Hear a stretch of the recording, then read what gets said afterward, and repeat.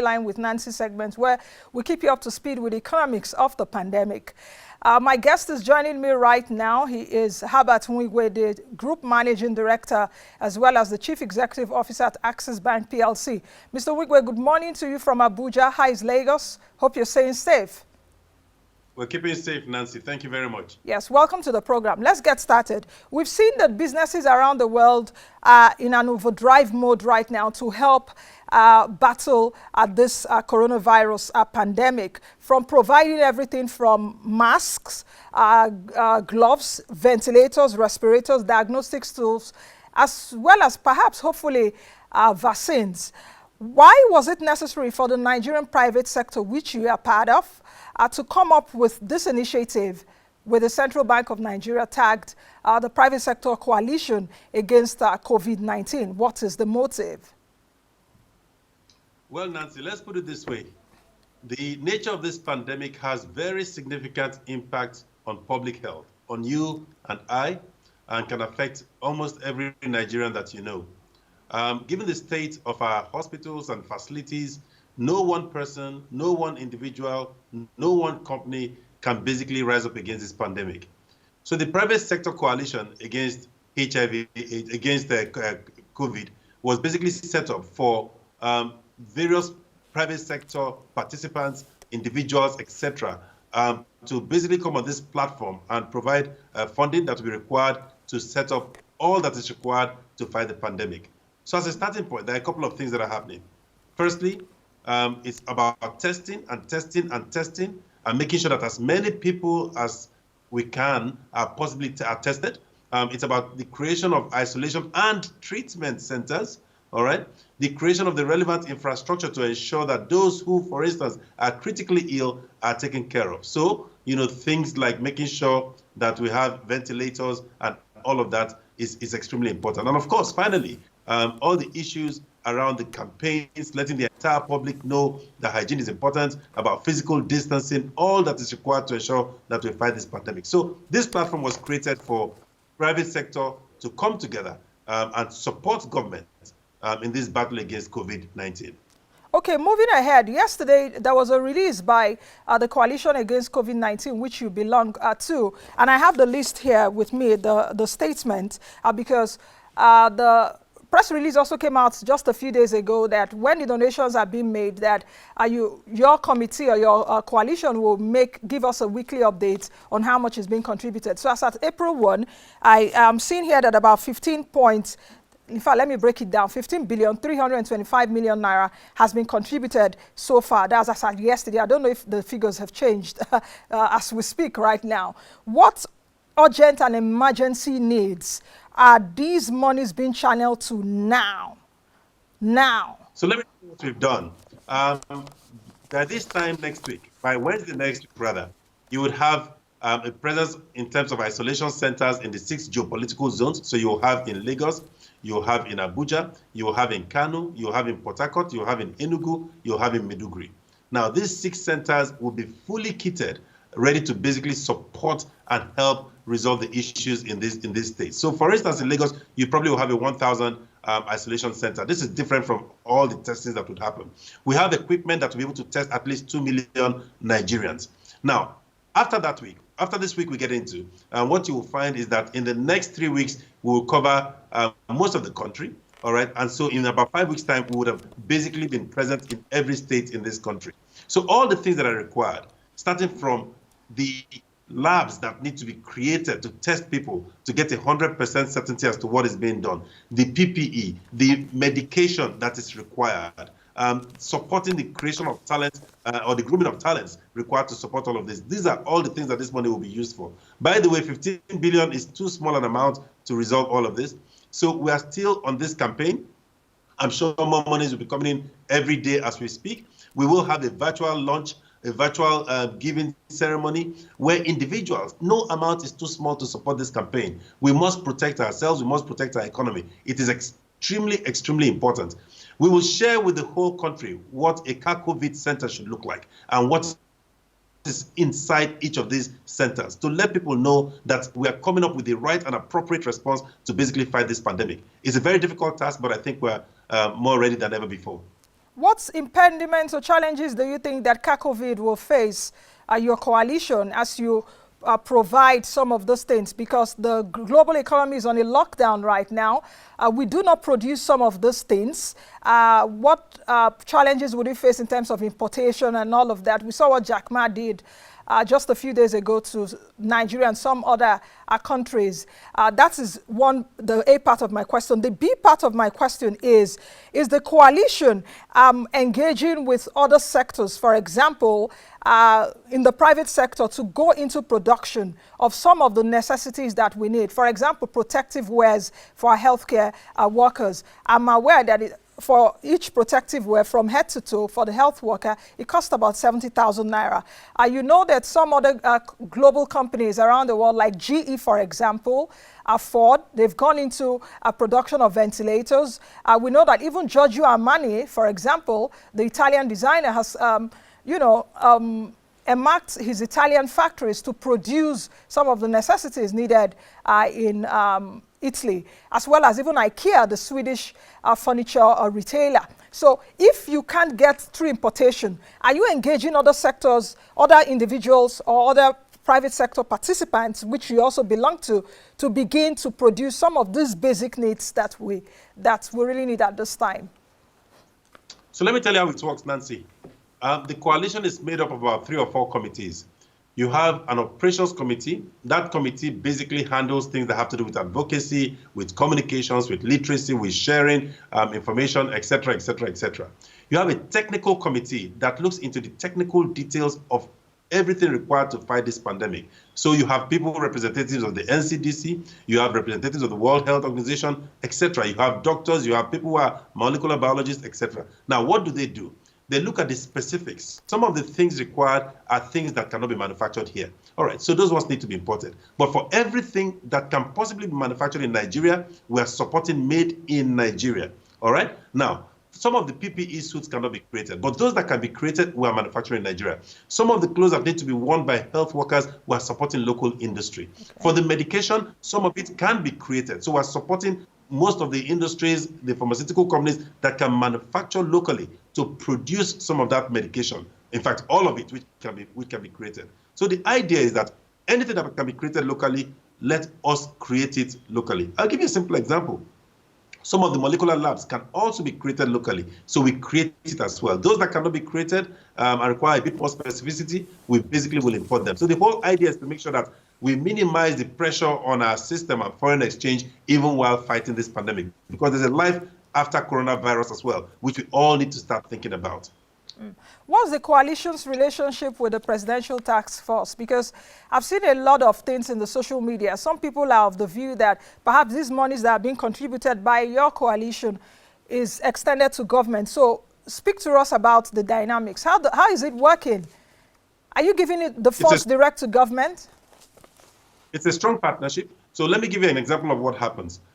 In some specific states, and by the way, the operations team has as part of its mandate to work with different stakeholder groups, inclusive of government. So for each of the states and wherever we're going to, we get government input, okay? And in some of the hospitals, for instance, Abuja, they'll tell us these are all the things that are required, and we basically go out and procure them. So we're working together in every state in which we have a presence to make sure that it is complementary, and that is how it is happening. So it's not about giving them the money, because we have a common cause, which is basically to procure all that is required to fight the pandemic. So what we do is that out of our own coffers, we're getting all that government is asking for and providing in the centers required. So it's not in every state that we need a temporary camp. In some states, so Abuja is giving us a hospital, Enugu is giving us a hospital, Maiduguri is giving us a place. So these are government establishments, and we're partnering with them to make sure that everything that is missing required to create a strong center that will be for testing and for treatment, that we're actually providing it. So in essence, cash is not being given to government, as it were. Government will tell you what it needs, then you go provide. Correct. And we're working with them. We're working with them because they know exactly what is required. It's not a function of disbursing cash. It's about making sure that the things are available. So we're working hand in hand to make sure that all that they ask for that is required, we provide for them, whether it's PPE suits, whether it is having ventilators, or it is having what they call the BPAP, which is a type of ventilator, all of those things that they ask for, all right, we are providing in beds, etc. So all of those things were provided. I know you must have read perhaps on the social media and some people misrepresentations that these donations from CACOVID, your coalition, should be given to the poor and the vulnerable amongst us, that they are the ones that really need the money. Is there any part of those funds meant to alleviate the sufferings of poor people at this time? So there are two things, Nancy. The first is to save lives, which is what we're doing to minimize the fatalities as much as is humanly possible. But we're also aware of the social impact of what a lockdown means and all of that. So what the coalition is doing is we're reflecting now on what can we do to help the different states in terms of the bottom of the pyramid to avoid a social crisis that can possibly come. So yes, it's at the bottom of it's at the back of our minds. But the primary thing that is important right now, and which we're averting our minds to, is how do we stop fatalities? We're about to get into a major crisis, and we hope it doesn't work out that way. And what is important is let's create the facilities required to avert a very strong health crisis. And while we're doing that, as soon as that is in place, we will also think of what to do with respect to alleviating the problems of the bottom of the pyramid. It is something that we are thinking of as we raise more money, because we cannot be overstretched. We will basically tell ourselves what can we do across all the states. So yes, it's at the back of our minds as well. Is there an appointed firm or company that manages these funds from the coalition? All these funds are kept in the Central Bank of Nigeria. These funds are not going to stay or last at all, because as we speak, they are going to be disbursed to purchase beds, to purchase mattresses, to purchase medication, to purchase ventilators, to purchase BPAP, to create the isolation centers. So this thing is not going to last at all. But we have appointed KPMG, the accounting firm, to basically, on a monthly basis, make available to the public what this money is being used for. So everybody would know, every donor would know, and it is listed, what was this money used for in the period and how much money is left, if any. But if you see what is happening, in the Western world and the amount of money being spent, you will know that we have not even started at all. We haven't even scratched the surface. So all we're doing, and just as you mentioned initially, is we need to basically buy all the basics required to ensure that if this thing comes down, all right, we can basically manage ourselves. That brings me now to the question of, there are some individuals that have announced their announcements. We saw it was awash on the social media. Are they part of the coalition? Are they part of the coalition? Have they reached out to you? So I'm aware that there are some individuals who are donating, and every day we will see what it means. I mentioned to you the fact that we're going to have a virtual fundraise. Every Nigerian should contribute to this cause. CACOVID is a platform that is being created for private sector, for individuals to support this cause. Everybody can be part of CACOVID. All you need to do is to support this cause and let us fight this pandemic. If we don't, what we're seeing in some parts of the West is a harrowing experience, and we don't want it here. And I think it's important that anybody should give. So we will have a virtual fundraise, and I'm sure the whole country will be aware when we're doing it to raise money to support this whole thing. So the coalition is as big as it gets. Everybody who wants to give to support, the numbers are available. It's in the central bank. You'll do it. It will be published. And everybody who has supported will know that truly has been acknowledged by the fundraising committee and all of that. So in other words, you could be expecting other donations, contributions, or perhaps are there also some people that have said they will contribute but have not redeemed their pledges? So are you expecting redemptions? Are you expecting more contributions or new contributions as we go forward? We're expecting contributions every day. There are several Nigerian corporates who have said they will contribute. Some of them are contributing. What you saw initially were the big donors. There are several people who are contributing, and it's going to happen as we move on. The virtual fundraise will include several individuals, people who just need to give, and whatever they can give, sometimes it's not even money, and we'll take it, all right, and support, and we'll be accountable for it, and let Nigerians know who provided and supported what, in what form. So it's as big as it gets. We hope we have the capacity to solve it. We hope that everybody can contribute, because the more you can contribute, the better our capacity to solve this pandemic.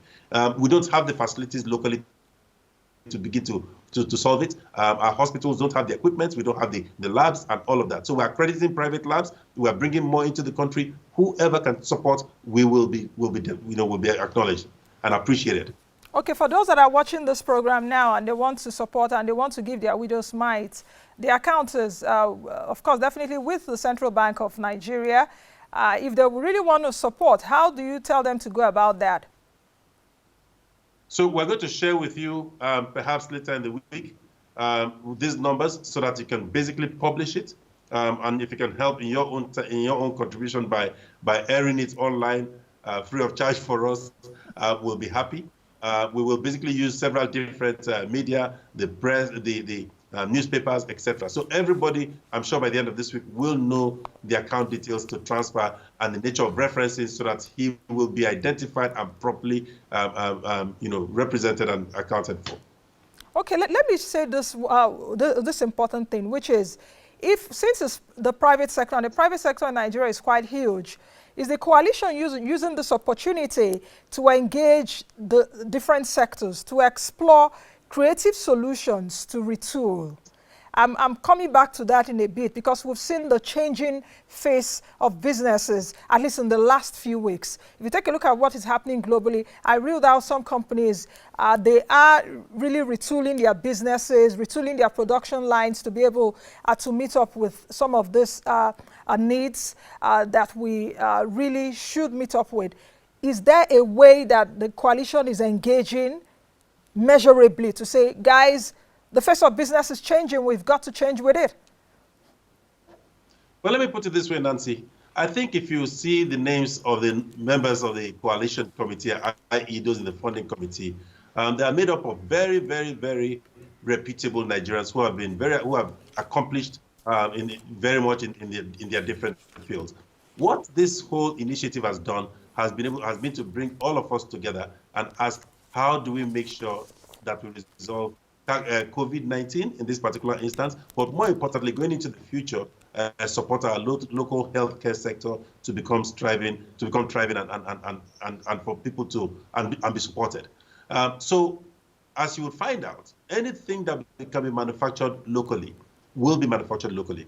I'm sure that at the end of this period, that some of our members will make strong presentations to government with respect to what we need to do to support the healthcare sector. In fact, the central bank has already taken the lead in terms of facilities and all of those things to be given to the healthcare sector. But I think more importantly, private capital needs to pursue it, needs to support it, because we may fight COVID-19 to a standstill. We don't know what next. We had Lassa fever, we had Ebola, we had Ebola clinics. We're having to clean those clinics and use them for COVID-19. We don't know what would happen perhaps in 3 years, in 5 years, in 10 years. We have to be a bit more organized. And I think this group is going to look at it, given the nature and constitution of people in the group, to see what we can do to make sure that going into the future, things get better. In fact, one of the things that is being created is a more permanent structure in Lagos, which is the epicenter of this particular crisis, to be able to help fight this and other things in the future. Okay, let me bring in the social media into this now because a lot of people are asking questions. Alex Philip is saying, Mr. Wigwe, you are on the right direction. Also ensure that the maintenance of the equipment are looked into even after the pandemic maintenance so that we don't go into full circle again. Is that being considered? It is. So again, there will be a formal handover ceremony after COVID-19, where all of these things will be given to the government to use to fight other things that may come up in the future. So it will happen. Right now, there are discussions around maintenance and making sure that even the facilities that we're providing in different states are supported technically by the coalition. We expect that, hopefully, all right, given the things and the standards created, that government will be able to take it from there after COVID-19. Finally, what lessons and opportunities do you think that this pandemic is teaching us as a people, as individuals, as businesses, and as a government?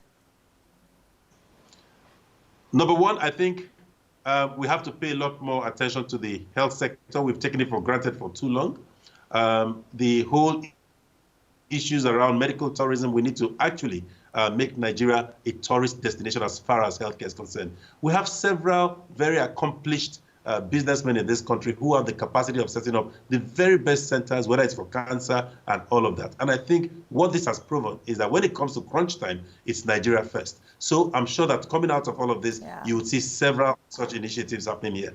Two, the foreign countries are more interested in helping their people than supporting us, understandably so. And so whatever we're doing going into the future, whether it is in terms of medical care or it's in terms of producing local goods in Nigeria, we must put our country firmly at the forefront of whatever we're doing.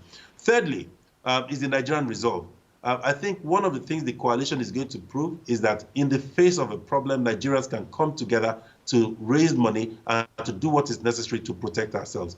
More and more as we grow and life after COVID, we have to make sure that that whole spirit continues and we don't need a problem to come before we start thinking of how to put our country first in everything that we do. So I think these are the things that we've learned, and hopefully they will not go with COVID-19.